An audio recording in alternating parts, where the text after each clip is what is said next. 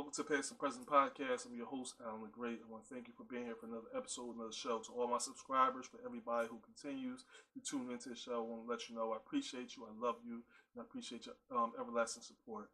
You haven't seen me for a few weeks, haven't seen me for about a month or so, but you know what? In today's show, we're going to get into detail why you haven't seen me. But before we get into all this, please, if you haven't done it yet, please hit that subscribe button and ring those bells so you can get notifications for every time a new episode is uploaded. So without further ado, let's get into it today. Generational curses. Generational curses. Are they real or are they fake? Yes, they're very real. And we'll talk about that more in today's topic. But let's talk about something else right now, though. Let's talk about what it says in the Bible. For all my Christian listeners out there, what does it say? Spare the rod, spoil the child. Don't we spoil our children today? Don't we all spoil our children? I know I do. I give my children too much. My children have way too much. My son has a huge TV, Xbox One, pretty much every toy he can desire. My kids have it all. And a lot of times, and the reason I haven't been on this episode right now, haven't been recording, y'all haven't been seeing me, is because of my child's behavior. My child's behavior in school has become so disruptive, so bad that honestly it distracted me from doing my show. And it made me take a hiatus from the show while I tried to get it under control. Didn't know what to do. I was taking to see therapists, doctors, trying to figure out what was going on.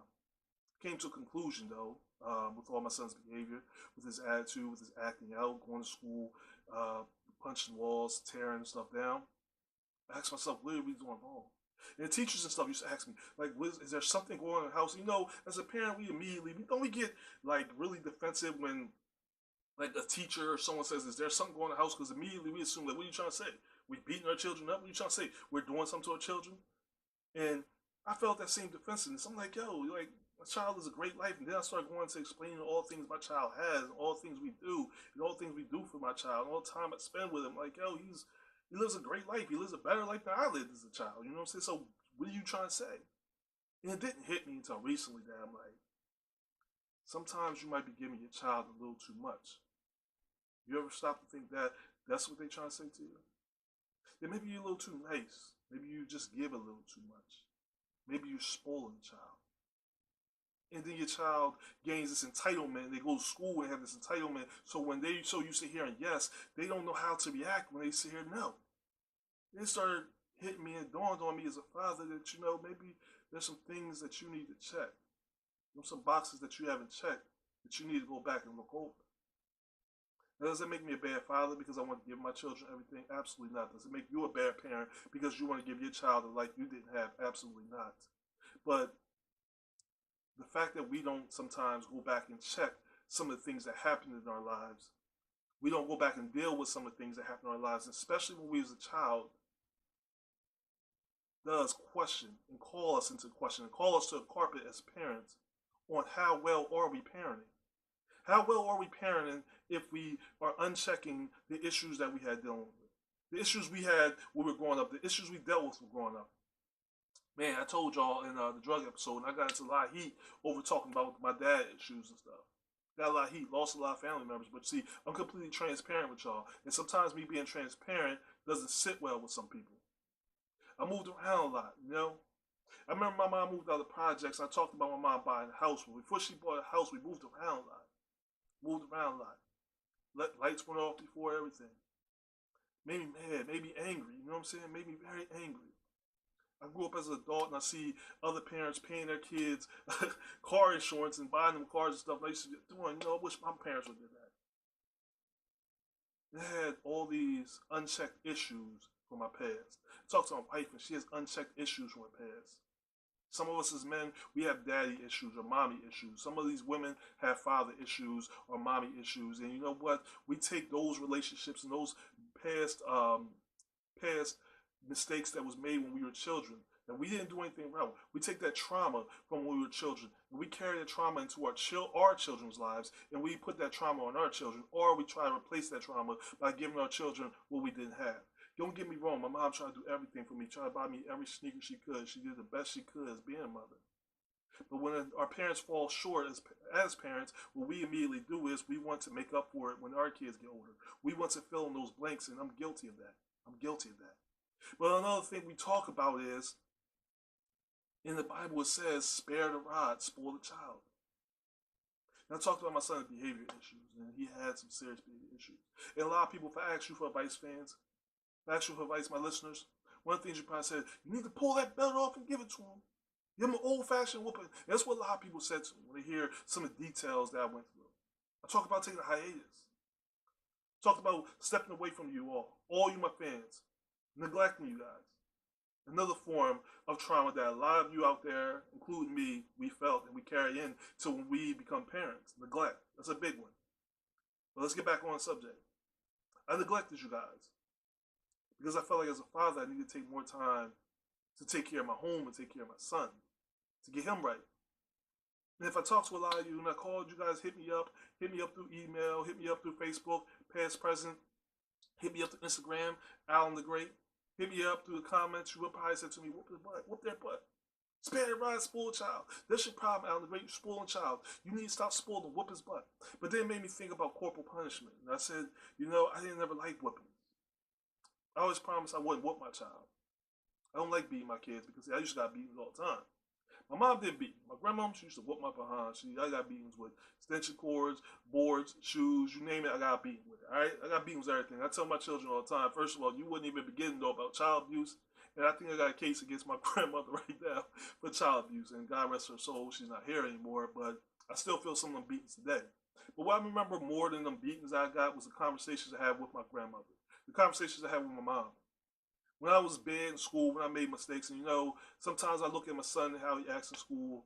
I look at how I act in school, and I misbehave. My mom used to talk to me, and she used to talk to me. And I remember those conversations because they helped me develop to being the man I am today. I remember the conversations from my teachers.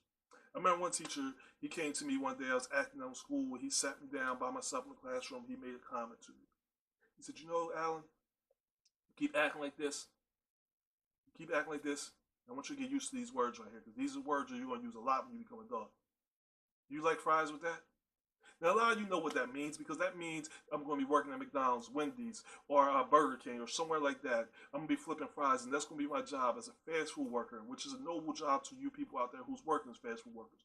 But it was a noble job for a person who had ambition, who had a future, and who could do so much more. And that's pretty much what my teacher was saying to me. Alan, you got so much potential. You can do so much more. But you're limiting yourself. And we talk about, especially the older parents, talk about beatings in school when the teachers used to beat them. If you went to Catholic school, all the punishments that you used to get from Catholic schools. I heard stories about, I never went to Catholic school, but I heard stories about how the nuns and stuff, I guess they call it nuns, they used to make you nail on frozen peas and stuff like that. I mean, I couldn't imagine. And my parents talked about, teachers used to whoop them. That was the conversation that turned me around. It was that conversation that helped turn me around. It was another conversation with a teacher with me when I got into a real bad fight and I hurt a kid really bad in school. And the teacher said to me, here's what's going to happen to you. You keep walking around with this attitude, this anger. Either you're going to kill somebody or somebody's going to kill you. And that's some strong words from a teacher to a student, to a kid who doesn't have a developed mind yet, don't understand the consequences of his actions, but it had provoked such a strong reaction to me that it made me rethink how I respond in moments of anger, in moments of frustration. But conversations is what really changed my life. It didn't spoil me, it awakened me, made me more conscious of my actions, of my decisions and my choices. So raising my kids, one of the things I try to do is I try to have conversations. Because we think about right now, the Instagram era. Think about the Instagram era. We think about the Facebook era. Social media, we got Twitter. We got so many social media sites. You got Snapchat, all these social media sites. And these kids right now, they're mentally so fragile. Because back in the day, we could escape a bully, but these kids can't. We can escape the pressure of you don't have the flyest clothes. You don't have the flyest wear. You're not the newest. You're not in on the trends. Maybe you're not popular. Maybe you're you're not socially conscious where you know how to mingle with the popular kids or you know how to make friends. And you're more easily swayed and attacked by these child predators. And that's a conversation I have with my child too. But as parents, we don't want to talk to our children, especially when they're acting out. When you get a phone call from school, the first thing you want to do is you want to get your son home. They show off at the supermarket. You want to get your daughter home. You want to get that belt out, get that strap out, and put that to them because we're going to spare the rod. We're going to spoil the child. But we don't have a conversation with children. We'll have a conversation with our children and we wonder why our children go out or grow older and become so violent, become so fragile minded that any little comment that somebody makes about their sneakers or make about their outfit turns into a murder, a homicide. You probably saying, what you trying to say? Because I beat my child, then now my child's become a murderer? I'm saying that you beat your child, sort of like when we start the show talking about trauma, that you're creating a trauma in your child that's going to develop them into reacting to situations negatively and violently. That's what I'm saying to you. And if you don't believe me, check the facts, people. Check the facts. I always tell you, you don't believe what I'm saying, check the facts. Because if you sit here beating on your child, then what you're teaching your child is that the way of dealing with a pressurized situation, a situation where you feel that you were disrespected or somebody acted out of line, the way of dealing with it is by physically harming or hurting somebody. Hurt people hurt people. The person out there hurting somebody, shooting somebody, beating somebody up on a World Star camera, the person out there killing somebody right now, the person out there raping somebody right now, trust me, somewhere in that person's life, somebody hurt them first. And now their whole mission in life, their trauma in life encourages them, now I have to hurt somebody because I got to gain back power. A lot of times when we do our children, we take the power from them. We take power of decision from them because we know best. I said something to my son one day. I said something to my son when I was talking to him. I said, I know you better than you know you. I know you better than you know you. So I know everything you want to do and everything you want to say. I already know you better than you. And then in a conversation, my son said, Dad, but how do you know me better than me? How do you know me better than me, Dad? I said, because I'm your father, I'm the reason, I'm half the reason that you're in this world. That's how I know you better than you. But I don't know his thoughts. I don't know his feelings. I don't know what's emotionally going on in his head. And if I choose not to talk to him, what happens when somebody else does? When I choose not to explain to my child about sexual acts, if I choose not to talk to my child about violence and all the things that he's seeing in TV, drugs and all the things they see in the world, if I choose every time my child acts out of line to just hit them and tell them close their mouth and never talk, I'm not only taking away their voice, I'm sending them on a road to find somebody who is open to having conversations with them. And those conversations that they're open to have with them might not be a positive. So we got to ask ourselves as parents, how much of our trauma are we bringing into our lives? Because see, a lot of us as parents, the trauma we have is that we don't have our voices. We lost our voices because a lot of our parents told us that we are, as kids, to be seen and not heard. That respect in person is fearing them. And we bring that trauma into our children, like we teach them the same thing. As our children, they have questions. Our children have questions about things they're seeing. They're seeing in this new world, in the 21st century. They're seeing things, but we're telling them, your job is to be seen, not heard. We don't want to hear what you got to say. We don't want to hear your thoughts. We don't want to hear your feelings because our parents taught us that we're not supposed to. And when you act out of line, if we spare the rod, we're spoiling the child. So we have to beat you. Right? Is that how it has to work? I'm not sure, people. Help me out. Comment below. Hit me up. Facebook, past, present. Hit me on IG, Alan the Great. Comment. Let me know. How are we supposed to deal with this trauma? How are we supposed to deal with the pain that we have from our childhood? And how are we supposed to raise our children when we haven't developed yet from being a child? How? What are we supposed to do? If we truly spare the rod, are we truly spoiling the child? Or are we encouraging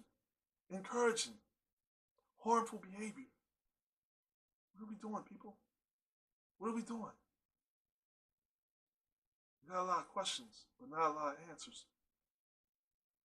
Our children have a lot harder life than we do. And a lot of times we look at all the availabilities and the objects and the toys and the games and the phones and the sneakers, all the stuff that they got that we didn't get, all the things available to them that we didn't have when it was available to us. I was like 16 when I got my first cell phone. My son's 9 and he got a cell phone. And I look at it like, yo, you living a bad life. You got a 50-inch TV with over 4,000 channels. I had a 13-inch TV with a knob on it that had 13 channels. And once you got past channel 10, from the older people, them channels didn't go nowhere. We had the biggest TV in our house was a 4-mile TV, and it didn't work. We had a smaller one on top of that. So I'm looking at you like, you good. You got great. But just because I'm giving my child everything and because he has all these things don't mean his life is better than mine. Because I also have friends. I have real friends that I'm still good friends with today. I also had time to go outside and see the world. I explored the world. I also had the opportunity to grow as a child and not grow too fast, meaning I wasn't too exposed to too much. I had questions, but I wasn't exposed to too much, so I had a lot more time to be a child. I made the mistake of giving my child too much, and a lot of us have. But it's not too late for us to fix the mistakes we made. It's not too late for us to reverse the trauma that we felt when we were children. It's not too late to embrace who we are today and embrace a new way of raising our children. It's not too late for us to change how we do things. It's not too late. Question everything. And that's where I'm at today. That's where I'm at today. I'm questioning how I am as a father, how I can be better. And I hope to be better, not only for my family, but to you, my audience, to be better for you as I give you content, as I continue to talk to you, give you information. I hope to be better. Better not only for my kids, not for my family, but for all my fans who are out there. As I grow to be better, as I grow past my trauma and my past experiences, I pray that you get the help you need to grow past yours, to make you a better parent. Because just because we're parenting, don't mean we're parenting right.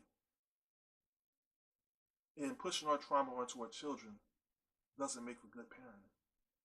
So think about it for a second. Think about today's episode and what is your opinion. Please share your thoughts below in the comment section, or you can always hit me up, Facebook, past, present, or IG.